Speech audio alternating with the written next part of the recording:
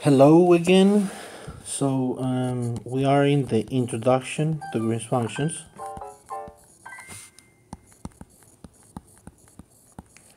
and in this opportunity, we will talk about the wave equation, which is a partial differential equation in classical electrodynamics.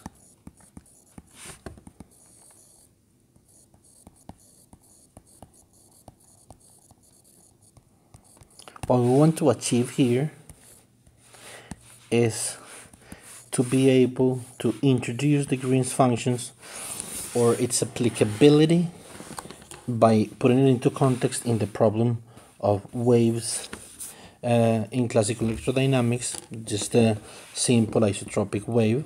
See, so then with a wave that is generated by just some charge distribution rho t, charge distribution distribution, or some electric current displacement J of r comma t, electric current displacement, some people call it current density. I think it's more appropriate to call it electric current displacement. And we can see then as a first step to be able to relate this with a given response that will be calculated from the Green's function. Then let's recall Maxwell's equations. Okay, so then the first equation, it says that the divergence of the electric field is equal to 4 pi times the charge distribution or the charge density. Okay, equation number 2 says that the divergence of the magnetic field is equal to 0. Equation number 3, it says that the rotational of the electric field plus 1 over c time derivative of the magnetic field or the flux or magnetic field density, just because this is not really the intensity of the magnetic field. So but we typically call it magnetic field, but B is not really the magnetic field, it's the magnetic field density. So then this derivative of B of RT with respect to time, this is equal to 0. Okay, so that means that variations of B, time dependent variations of B, will just induce rotations of the of charge. So then this is pretty much what it says here. And then the fourth equation that we have to write, it says that the rotational of the magnetic field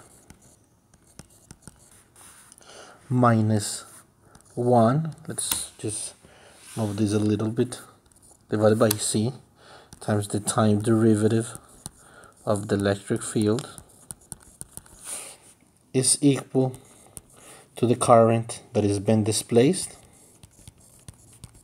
in this system times 4 pi divided by c. Then we have 4 Maxwell's equations. This video is not about Maxwell equations, so I will not explain that much about Maxwell's equations, but I can say just a few words about this first equation. So what this is saying is that as long as you have charges in a system, you will have a divergent or a convergent electric field, depends on the nature of the charges.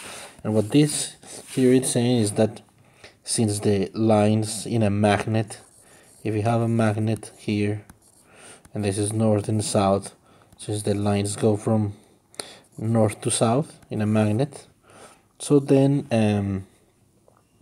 the lines they neither converge in a point, neither diverge in a point. So then the lines that leave the North Pole are the same lines that enter the South Pole. So for such reason, there's no positive, no negative divergence. The divergence is equal to 0, because the things that enter are the same things that leave. Okay, so with this in mind, we can just move forward into what is our goal for this video. Let's put this upstairs here, maybe it's more useful. And so the idea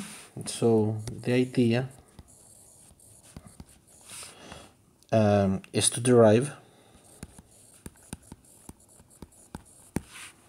derive a wave equation of the form, so nabla square minus 1 over c square time second order time derivative of some just arbitrary function f of r comma t that I will call the wave. Okay,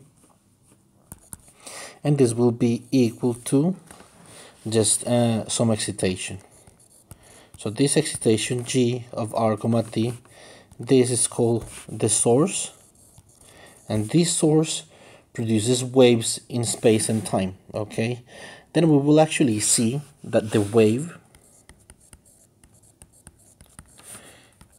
for just the isotropic case, the simpler case, can be written in the following form: minus 1 over 4 pi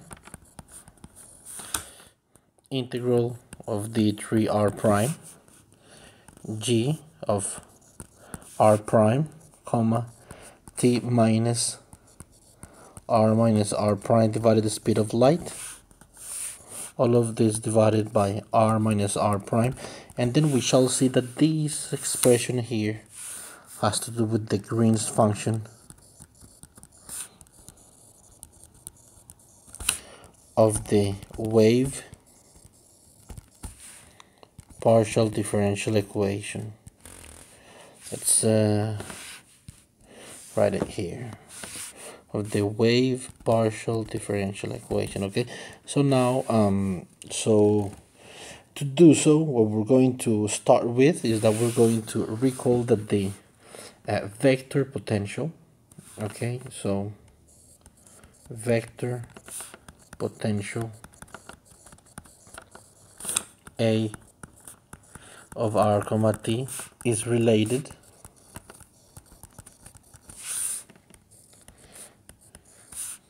with the magnetic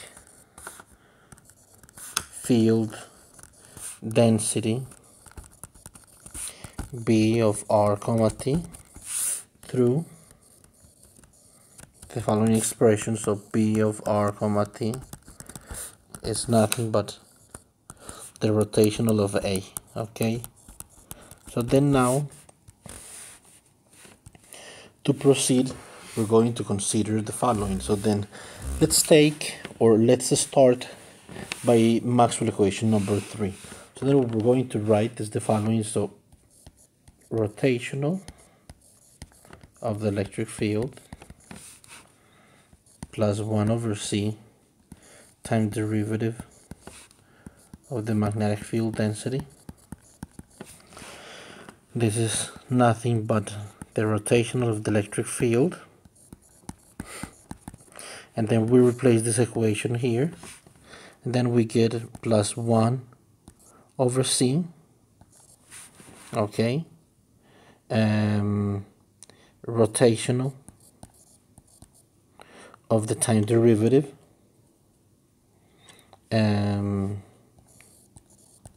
of the vector potential with respect to time, and this is of course equal to 0 as the Maxwell equation says. So then from here all we can conclude is that the rotational of the quantity of this quantity, because here we have a rotational as well, so we just take out the rotational and then we write the electric field inside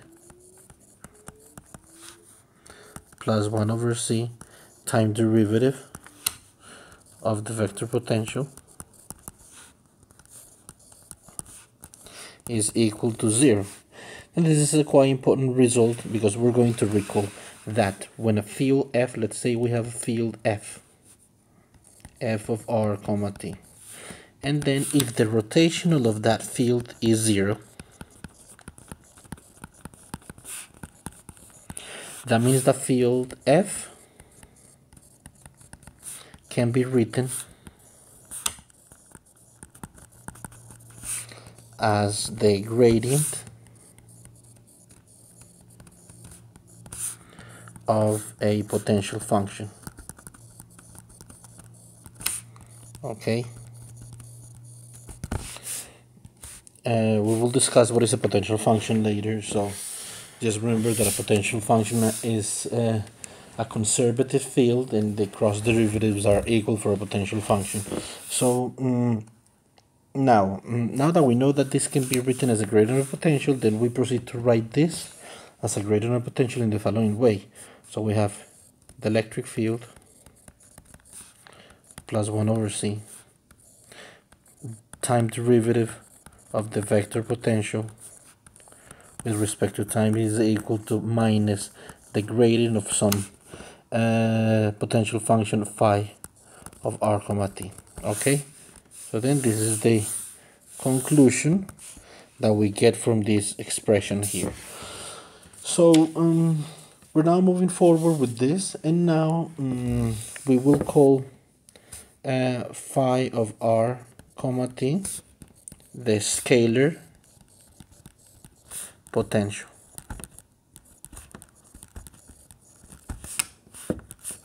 This is the scalar potential, and this one A is the vector potential.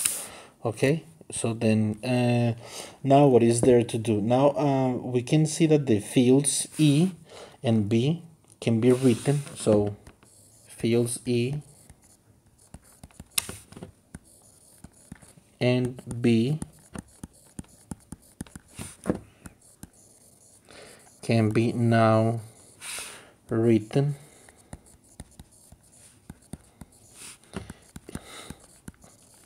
in terms of the scalar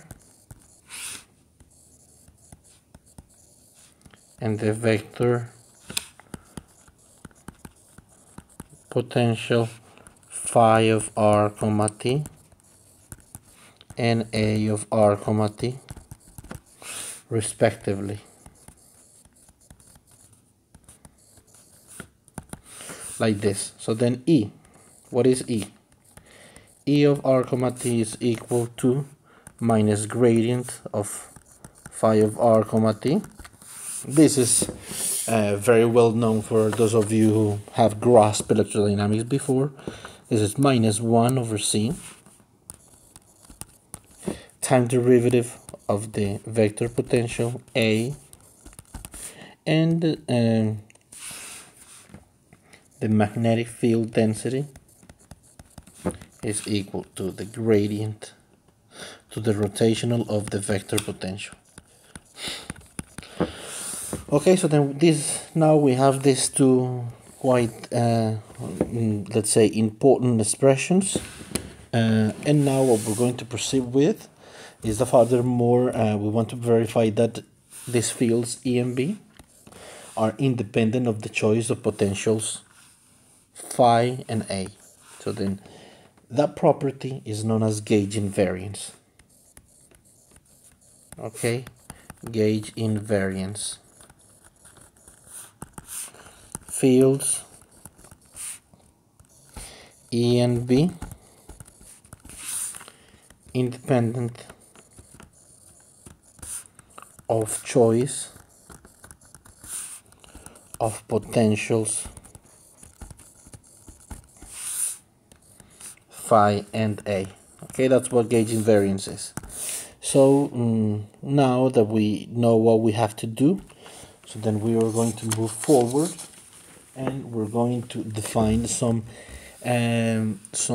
forms for A and for phi. So this is what's known, these transformations that we will define is what's known as a gauge transformation. Okay, gauge transformation, and under this gauge the fields E and B have to remain the same. Okay, so then a gauge transformation that we're going to define is that A of RT is going to go to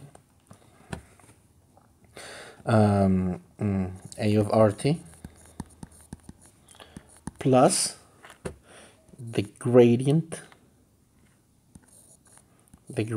of some function, gauge function lambda of R comma T. And to determine what's the gauge transformation for phi, we're just going to say that the gradient of phi is going to be replaced by the gradient of phi prime. We're not going to determine what the gauge transformation for phi is already, but we will derive it from here in such a way that both E and B are independent of this choice of potentials that we're making here now. So then we know that E of R comma T is equal to what? So it's equal to minus 1 over C time derivative of the vector potential minus the gradient of phi. Now when we apply the transformation, and then we get that this is equal to minus 1 over C time derivative of the vector potential plus the gradient of lambda,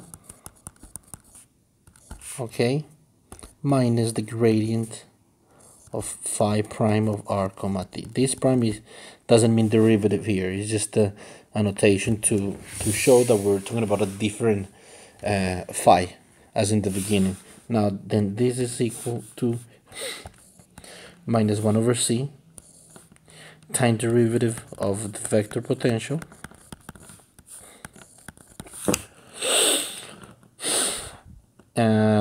now there's a gradient here, so I can factorize that gradient in this gradient, and I'm going to write it in the following way. So I'm going to write minus 1 over C, I'm going to write gradient of phi prime of R comma T plus the time derivative.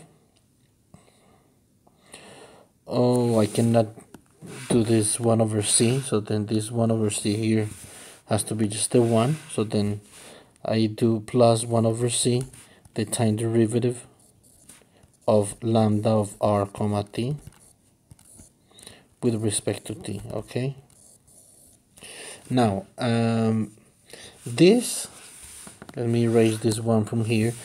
This thing is the same, this thing here is the same as the original equation. That's to show the invariance of E with respect to the choice of A and phi, if and only if this thing here is phi of RT. Okay, so then that let us, or that's an aid for us to define that this gauge transformation that we need here, if this is going to be that, so that means that phi of R comma T is going to go to phi of R comma T, okay, minus 1 over C time derivative of lambda of R comma T. So then this is the gauge transformation for the scalar potential in order to have gauge invariance in the electric field. So then now if we consider B of R comma T equal to the rotational of A of R comma T, okay, so then what's going to happen? So this is, we're going to see that in just a minute. So to analyze the gauge invariance of the magnetic field density, we're going to consider equation number 4. Is it equation number 4? Yes, equation number 4, or Maxwell's equation number 4. So let's see what do we have here as Maxwell's equation number 4? So this is Maxwell's equation number 4. So I can write just this rotational of the magnetic field density equal to this current displacement plus this time derivative of the electric field. So that's what we're going to do. So then we can do that here. So we write that the rotational of B is equal to 4 pi divided by C times J of R comma T vector, okay, plus 1 over C time derivative of the electric field evaluated at R and T with respect to T. So this is Maxwell's fourth equation, and what we're going to do with this is that we're going to introduce this gauge condition that we have here. So we are left with nabla cross vector potential A of R comma T, and this is nothing but by vector identities. You can check this in Wikipedia or just any book. Even Jackson has the vector identities in its front matter, like in the back of the front matter, and then you can find out that this vector identity is resolved in the following way. So this vector identity is equal to the gradient of the divergence of the vector potential minus the Laplacian of the vector potential, okay? And then knowing this, we write this fourth Maxwell equation in the following way. So we write a gradient of the divergence of A minus Laplacian of the vector potential equal to 4 pi divided by C times the current plus 1 over C. Now what do we do with E? So what we're going to do is that with E we're going to replace E by the gauge transformation that we already know how it looks like, which is minus 1 over C time derivative of the vector potential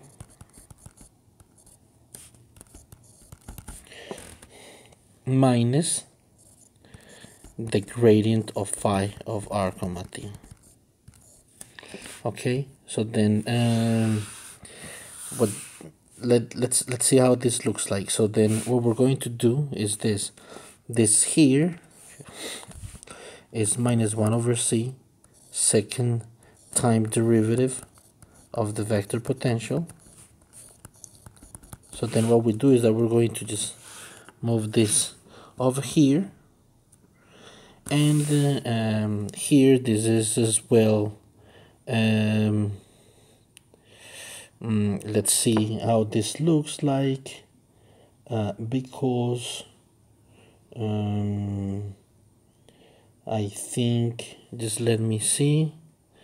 So okay, so I forgot something here. Yes, because this electric field, you have a time derivative here, so this is time derivative here. Just let's erase this a little bit to not confuse the situation. So then this is how does it look? So this is plus 1 over C time derivative of the electric field, which is minus 1 over C time derivative of the vector potential. Okay, that's much better. Minus the gradient of phi. Okay, so then this part here is the part that I said that it was minus 1 over C squared, second derivative with respect to time of the vector potential, and this part is the part that I want to move here to the other side of the equation. Okay, let's see what happens then. So we have the gradient of the divergence of A. First part, we have minus the Laplacian of A. We have plus 1 over C squared, second time derivative of A.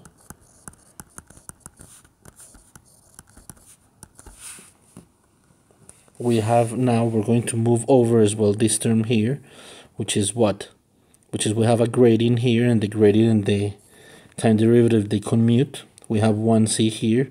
Then what we're going to do is that we're going to move this to the other side as plus the gradient of what? 1 over c time derivative of phi of r comma t with respect to time. And all of this is equal to 4 pi over c j of r comma t. Yes, right. Now just let me erase here a bit. I have to squeeze as usual a little bit, but that's not a problem. 4 pi divided by c j of r comma t. That's it.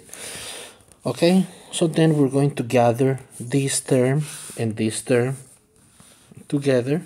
We're going to say that the gradient, this gradient, we're going to just take it outside, and this is the gradient of the divergence of A plus 1 over c time derivative of field phi with respect to time, and this is minus nabla square of A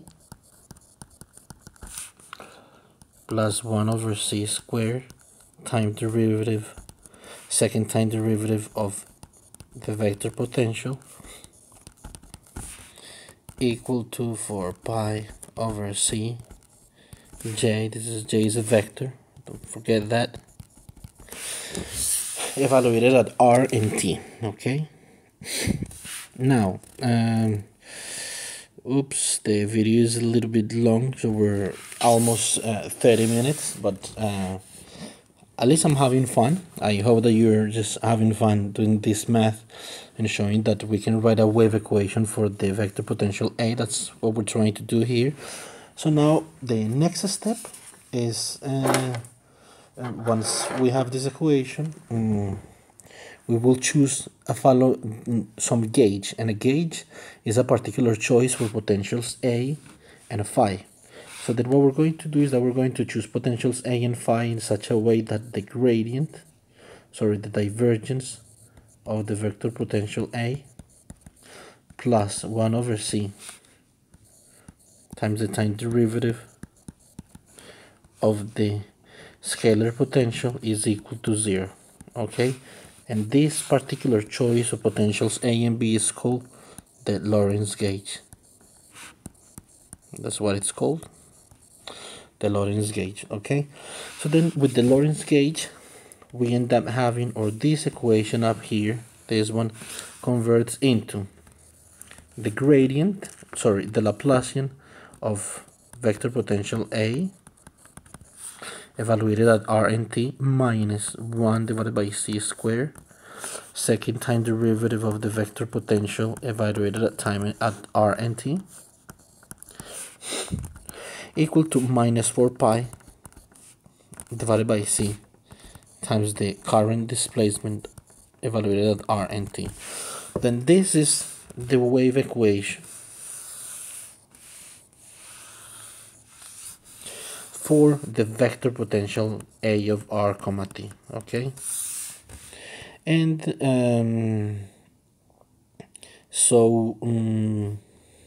this coincides with the wave equation that we described in the beginning, and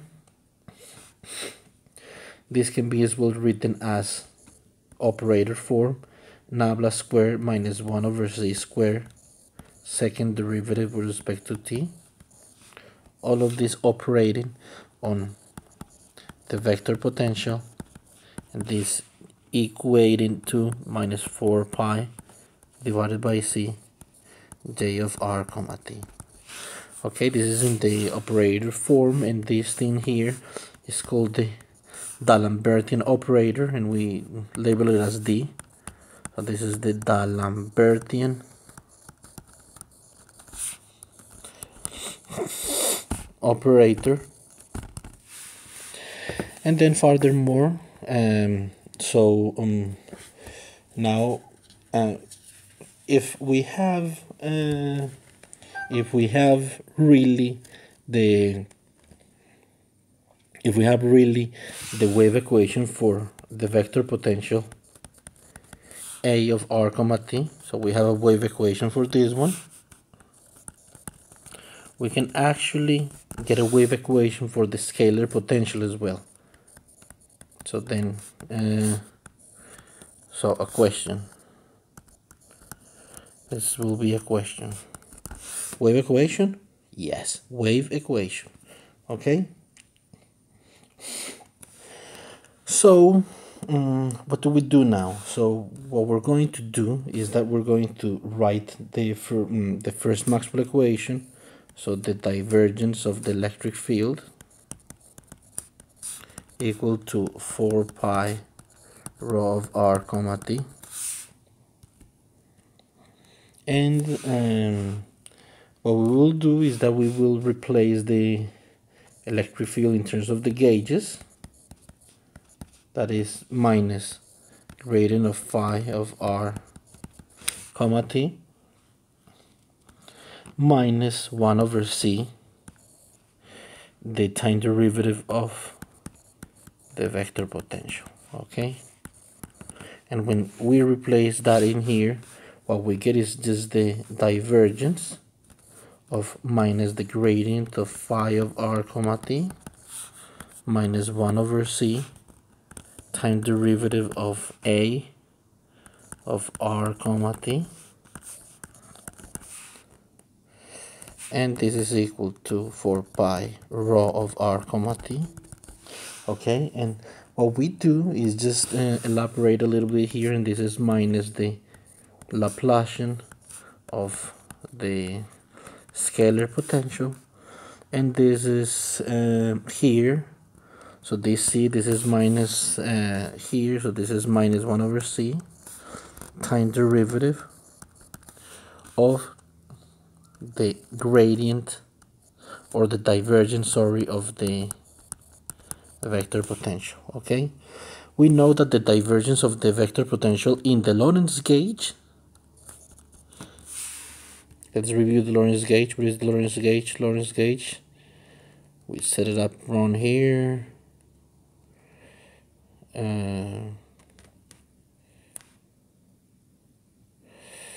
No, what is the Lorenz gauge? Here, this is the Lorenz gauge. So that means that the divergence of the vector potential is equal to minus 1 over c, the time derivative of the scalar potential. So then that means that this thing here is nothing but minus 1 over c time derivative of phi with respect to t. Okay, so then what is this? This is minus phi of r comma t plus, so sorry, the minus the Laplacian of phi plus 1 over c squared, second derivative of phi of r comma t with respect to time, and this is equal to 4 pi rho of r comma t. Okay, and then here what we do is then put it in the D'Alembertian form, and if we put this in the D'Alembertian form, so I mean that the D'Alembertian acting on phi of r comma t is equal to minus 4 pi times density. Okay, so then all of these equations, all of these wave equations have this form, and then in general, so if we want to solve for the potentials, so then we have to consider problems of the form omega being just an arbitrary operator. This is not the D'Alembertian operator, just an arbitrary operator acting on some field psi of r comma t, and this being equal to a function s of r comma t. So then this now is not called the wave, this is just called the response, and this is called the response to a source, S, or excitation. Okay, then the way in which we can write a solution for psi here of this form for the case of, okay, so let's say this. So for the case in which omega is the D'Alembertian operator, this is in a specific case.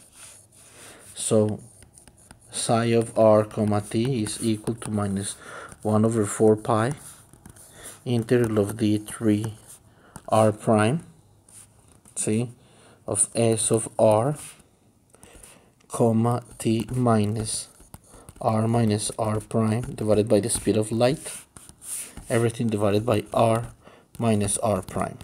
Okay, this specific solution has to do with the Green's function, and then one asks the question, okay, so what is the Green's function? So the Green's function associated with a partial differential equation of this form is this: if the source of excitation that you are considering is just an impulse such that we have the partial differential equation omega acting on psi of r comma t equal to the integral over dt prime d3 r prime of delta of r minus r prime delta of t minus t prime. This is a 3 here. So in this case,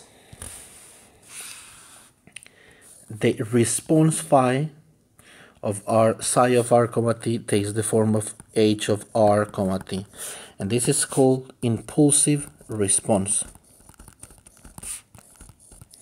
And this is called impulsive response because the excitation or the source is just the product between the impulse functions in the coordinate domain and in the time domain. That's why it's called impulse response. And in a more this impulse response in areas like system dynamics, that's what it's called, impulse response. In physics, this is rarely called impulse response.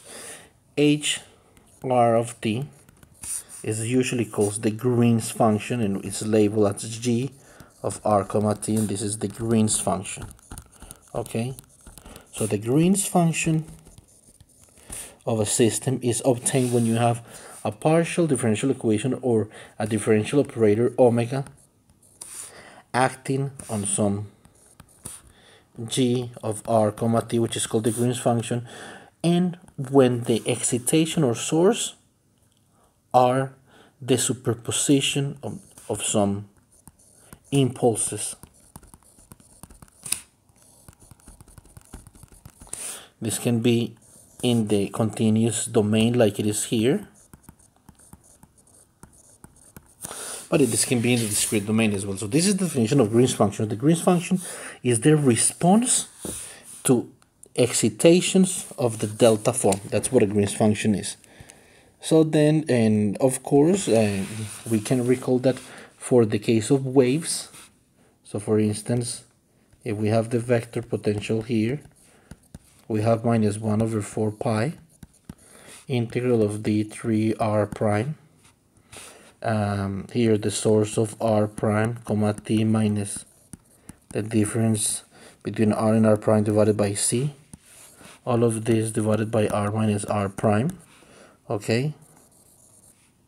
And if we replace for the specific s, so for the partial differential equation associated with r, with a, so remember that s of r comma t has the form minus 4 pi divided by c times the displacement of current.